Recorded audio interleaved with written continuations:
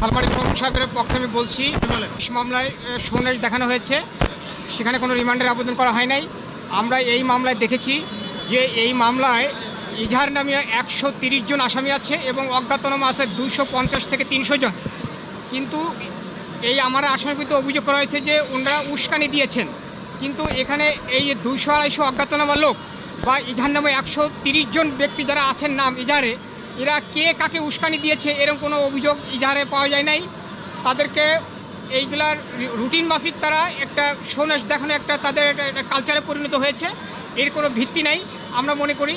এবং তারা যেহেতু আজকে দেখেছে যে এই মামলায় তার কোনো সম্পৃক্ততা নেই এবং তাকে জিজ্ঞাসাবাদের কোনো প্রয়োজন মনে করেন নাই, এই জন্য তারা কোনো রিমান্ডের আবেদন করেন নাই। আমার এই আসামি আপনারা জানেন যে সে বাংলাদেশে একজন বিখ্যাত ব্যক্তি, সে একজন বড় ব্যবসায়ী, সে একজন সিআইপি, সে বাংলাদেশে প্রথম শ্রেণীর ট্যাক্স প্রদানকারী ব্যক্তি। তার বাংলাদেশে বহু ব্যবসা প্রতিষ্ঠান রয়েছে, লক্ষাধিক এমপ্লয়ি রয়েছে। এখানে তাকে অন্যায়ভাবে আটক রাখার জন্য এই সন্ন্যাসটা দেখানো হয়েছিল আমরা মনে করি।